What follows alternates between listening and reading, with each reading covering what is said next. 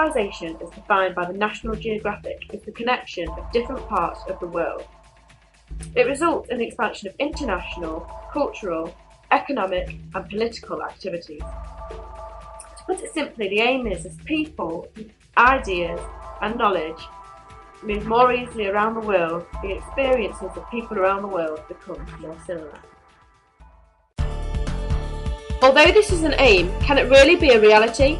Looking at education, if we want experiences to be similar, we begin to head down the educationist one-size-fits-all path. But what does this mean?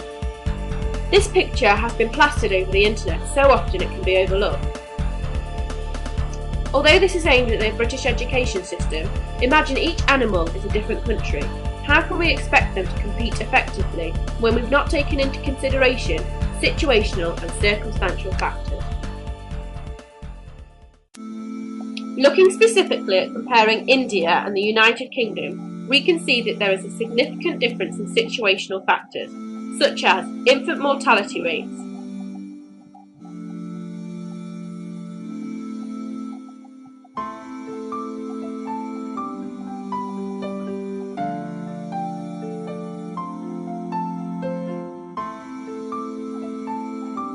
poverty,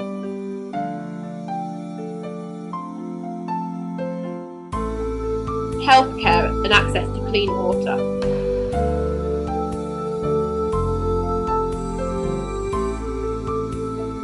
school dropout rates,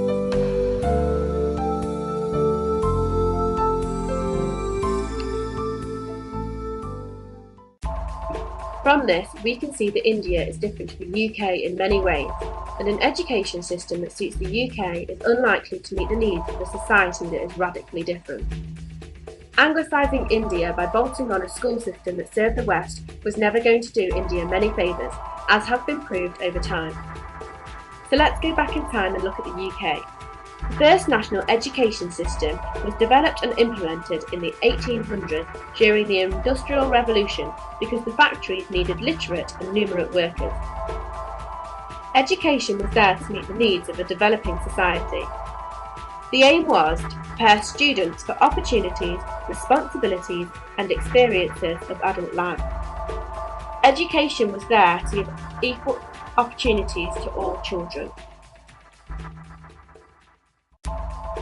In 1844, Thomas Macaulay promoted English language as a tool for educating the Indian people in Western thoughts and ideals.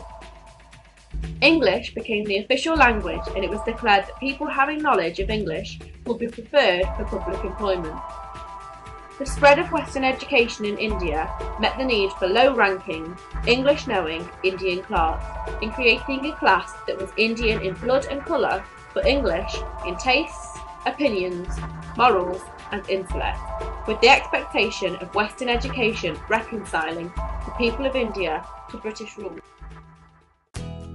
A positive effect for India was being taught about freedom, democracy, liberty and equality, resulting in India gaining independence. Western education paved the way for aspirations beyond their culture and caused division as more and more young people moved away from traditional lifestyles. Now that schooling in India is very similar to education in England, the gap has widened and there are negative effects as discussed in the following clip from School in the World. Yargias panangyambo changmangata sekulata anogalali. Sekulata anangyambo teni dimba nante mingunika janspa zeskanzo yang atanga ningje zescheso yang atanga choso teni nyungje sonseno yali. Jezena mama atang kitab silches mama samches nga doctor gyurgo sherak engineer gyurgo sherak halali.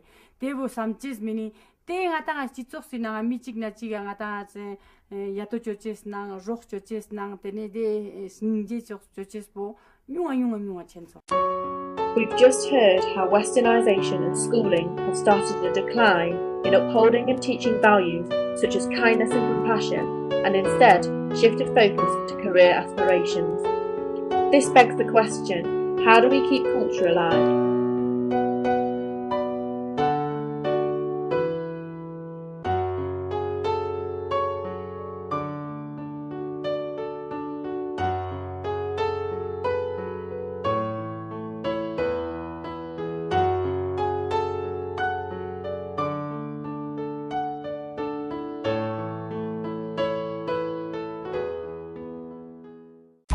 The Oxford English Dictionary defines education as the process of receiving or giving systematic instruction, or it also describes it as an enlightening experience.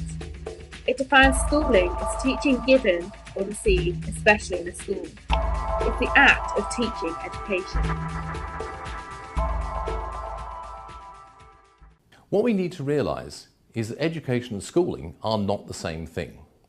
In fact, because we think that schooling is the same thing as education, we have a radically impoverished idea of what education is and could be.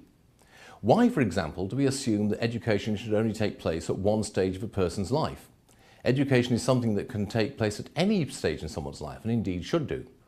Why assume that we have to educate people of the same age altogether? Surely this is a crazy way of doing it.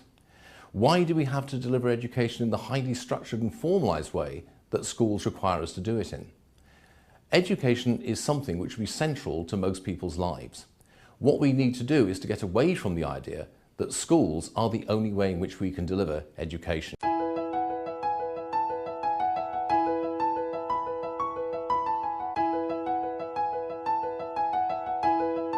Education happens all the time, from toddlers learning to walk and then talk, to people learning how to take care of themselves, do their own washing, cook a meal. All of these things are classed as an enlightening learning experience. So why is it that as a nation we're so obsessed with making sure children go to school?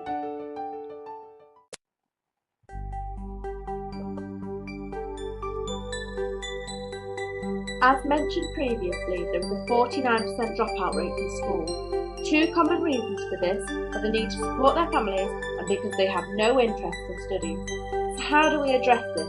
Let's educate them about things relevant to their life. Teach them how to better the society in which they live, about clean water and how to sanitize, about finance and poverty. Give them information about the world in which they live. Teach them things that help them give back to their society instead of abandoning it and following the ways of the West. Teach them about culture and how to keep traditional values alive. Let's not teach everyone the same thing, but instead educate them in their situation.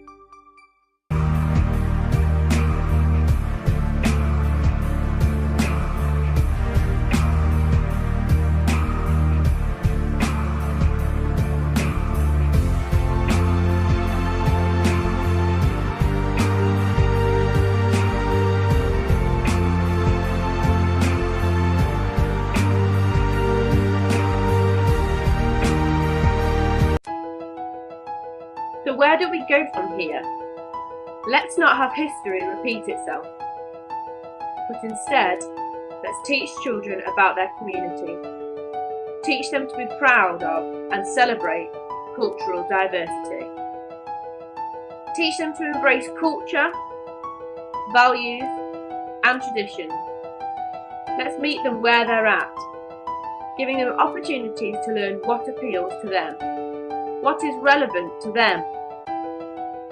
Things that will enrich their life rather than turn them into carbon copies who no longer fit and whose only real options are to move away or stay and live life disillusioned because they've been fed inappropriate and unreachable dreams that destroy rather than build.